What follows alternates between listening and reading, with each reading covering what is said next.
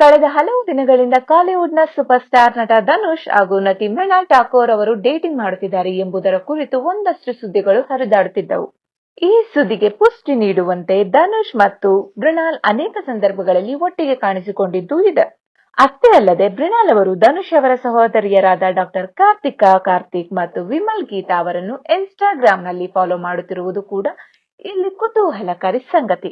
ಇನ್ನು ತಮೀಮ್ ಮತ್ತು ಧನುಷ್ ಅವರ ವಿಚಾರದಲ್ಲಿ ಹಬ್ಬಿದ ಡೇಟಿಂಗ್ ಸುದ್ದಿ ಬಗ್ಗೆ ಕಳೆದ ವರ್ಷ ಮೃಣಾಲ್ ಠಾಕೂರ್ ಪ್ರತಿಕ್ರಿಯೆ ನೀಡಿದರು. ನಾನು ಮತ್ತು ಧನುಷ್ ಕೇವಲ ಆತ್ಮೀಯ ಸ್ನೇಹಿತರಷ್ಟೇ. ನಮ್ಮಿಬ್ಬರ ಬಗೆಗೆ ಹರಿದಾಡುತ್ತಿರುವ ವದಂತಿಗಳನ್ನು ನೋಡಿದಾಗ ನನಗೆ ನಗು ಬರುತ್ತೆ ಎಂದಿದ್ದರು. ಆದ್ರೀಗ ಮಹತ್ವದ ಬೆಳವಣಿಗೆ ಮತ್ತೆ ಶೀಘ್ರದಲ್ಲಿ ನಟ ಧನುಷ್ ಮತ್ತು ಮೃಣಾಲ್ ಠಾಕೂರ್ ದಾಂಪತ್ಯ ಜೀವನಕ್ಕೆ ಕಾಲಿಡಲಿದ್ದಾರೆ ಎಂಬ ಸುದ್ದಿ ಕಾಡ್ಗಿಚ್ಚಿನಂತೆ ಹಬ್ಬಿದೆ. ಫೆಬ್ರವರಿ 14ರಂದು ಅಂದರೆ ಪ್ರೇಮಿಗಳ ದಿನದಂದೇ ಇವರಿಬ್ಬರು ಹಸಿ ಮಣೆಯೇರಲಿದ್ದಾರೆ ಎಂಬ ಸುದ್ದಿ ಸಿಕ್ಕಾಪಟ್ಟೆ ವೈರಲ್ ಆಗಿದೆ.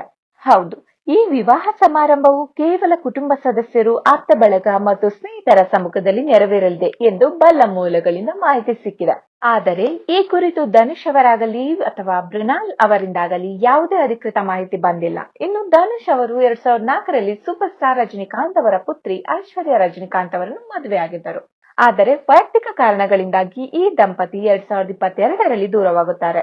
ಇನ್ನು ಅಧಿಕೃತವಾಗಿ 2024ರಲ್ಲಿ ಈ ದಂಪತಿಗೆ ವಿಚ್ಛೇದನ ಸಿಗುತ್ತದೆ. ಈ ಜೋಡಿಗೆ ಯಾತ್ರಾ ಮತ್ತು ಲಿಂಗ ಎಂಬ 2 ಗಂಡು ಮಕ್ಕಳಿದ್ದಾರೆ.